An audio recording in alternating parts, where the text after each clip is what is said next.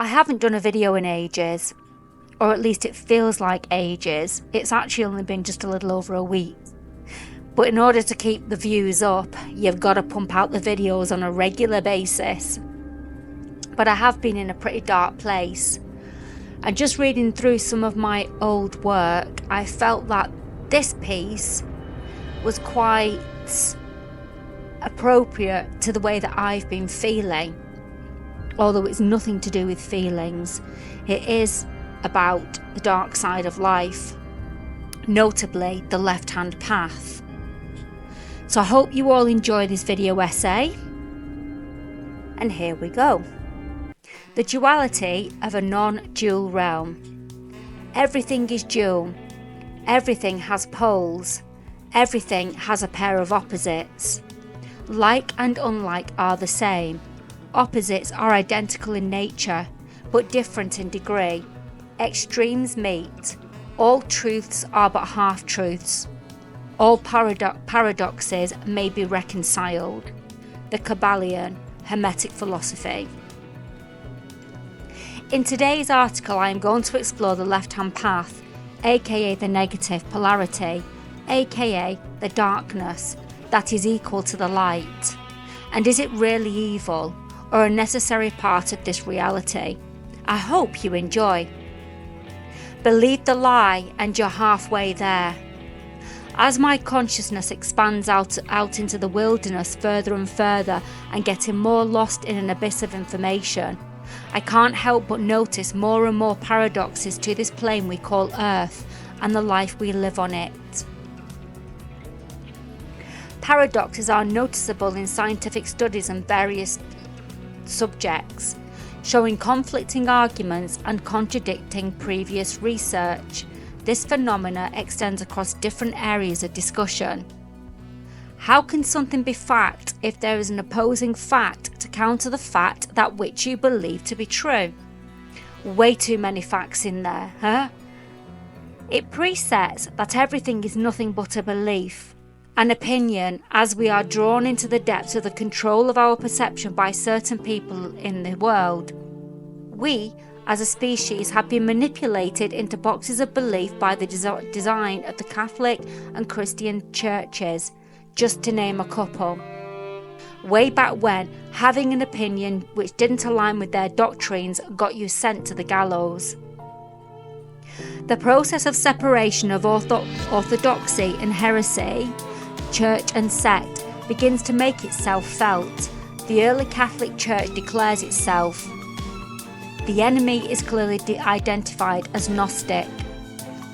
My dear Timothy, take care of all that has been trusted to you. Have nothing to do with the pointless philosophical discussions and antagonistic beliefs of the knowledge, which is not knowledge at all. By adopting this, some have gone right away from faith. This was taken from the book Love Does Not Condemn, The World, the Flesh, and the Devil, according to Platonism, Christianity, Gnosticism, and A Course in Miracles. As you can see from the above extract, the early church was condemning thought outside of its own belief system. We have all heard myths of witches being burned at the stake. I shall leave it to you as why you think that is. Heresy, anyone? Why was the Catholic Church so bothered about thought outside of its own beliefs? Could this have been to do with what is now known as the control of perception? These days, however, one doesn't have to go to church to have their perception controlled. The TV, media, and social media are all influencing you on a subconscious level to sit within beliefs of their design to suit an agenda. The mind is all, and the universe is mental. I was motivated to write this article on my research delving into the left-hand path. In a nutshell, the left-hand path is considered evil in some circles of thought. Discussing the left-hand path, a friend asked me to describe evil. Well, I couldn't, and I can't. I can give you my perception of evil, but that is my perception. Another may see it as not being evil. May I suggest a really controversial subject that has many divided as my example? Killing animals for food. I see it as evil. Yet many good, beautiful and heartfelt people partake in the act of eating meat, a soul embodied to experience suffering beyond many a man's comprehension. I cannot digest this in my mind, as I see the act of taking a life, any life, as evil. However, the balanced part of my nature can, kind of, see why people don't see it as evil, but as a necessary part of existence. Death is a part of this realm in order for life to be sustained. Many would refer to this as Satan's doing. But if God is the mighty of this created realm, why has he allowed such evil to exist? The paradox I see here is both Satan and God play a part in life and death. Polarity. Does this mean they possess both good and evil in equal measures? And if we are to take the Hermetic philosophy of mind is all into consideration, then each and every one of us are responsible for this creation. This includes both good and evil, right? There is no evil and there is no good, only positive and negative. No thing can be alive without both positives and negatives. A battery to light a torch, for a simple example. The paradox here is that polarization is what brings balance. One cannot exist without the other. Are you a lefty or a righty? Or do you sit somewhere in the middle? It's all Satan's doing. We have become accustomed to say satanic. Symbols, ritual, costumes, and so the list goes on. Why would we not?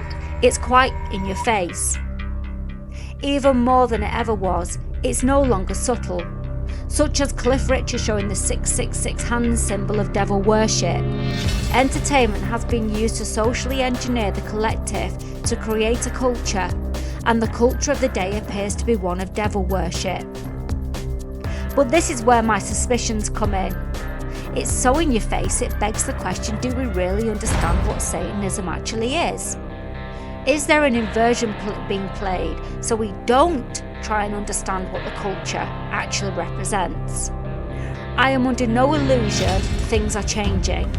It's almost like the shock factor got so shocking that nothing is shocking anymore. There appears to be a degradation of society. It would seem they, whoever they are, want a world of saintedness.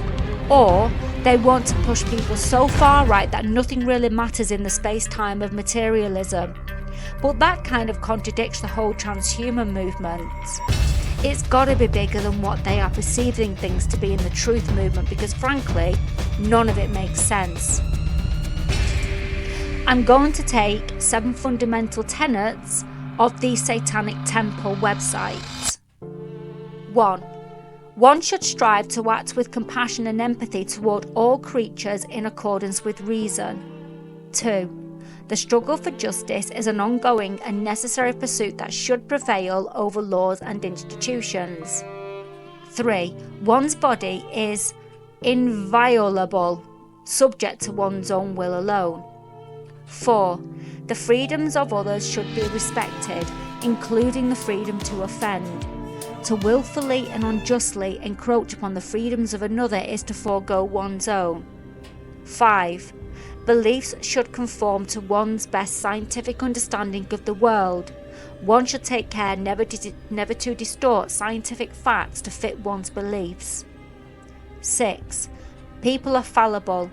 If one makes a mistake, one should do one's best to rectify it and resolve any harm that might have been caused. 7. Every tenet is a guiding principle designed to inspire nobility in action and thought. The spirit of compassion, wisdom, and justice should always prevail over the written or spoken work. I will leave the link to the Satanic Temple for you to read this on your own. The above, to me, are pretty decent principles. Or maybe that is just me. So the paths to enlightenment. The right-hand path, symbols of goodness, community, group-orientated, spiritual orientation meditation, religious authority, spiritual role model, spiritual sphere focus, world-denying view. This is white magic. The left-hand path, individualism, self-orientated, free-thinking, religion denial, centrality of self, physical sphere focus, world-accepting view. This is black magic. We have inversions all the way. My journey into the occult was a move to unshackle myself of the biases that have been laid out for us by the perceived powers of this realm.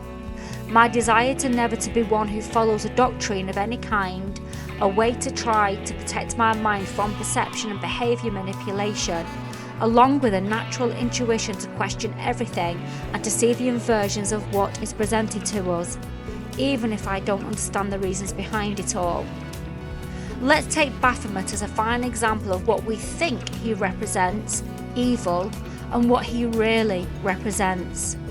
In modern occultism, Baphomet is sometimes invoked as a representation of hidden knowledge, spiritual illumination, and the integration of opposites. It has been embraced by various occult and magical traditions, including some forms of contemporary Satanism.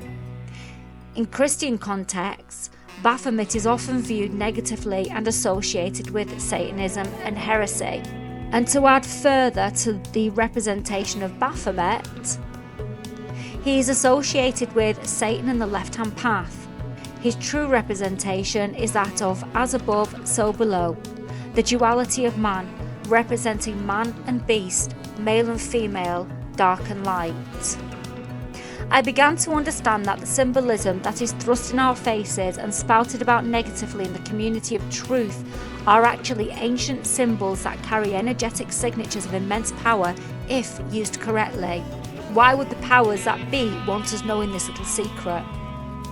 Mention the word occult to people and you can see them recoil into a rainbow halo of love and light.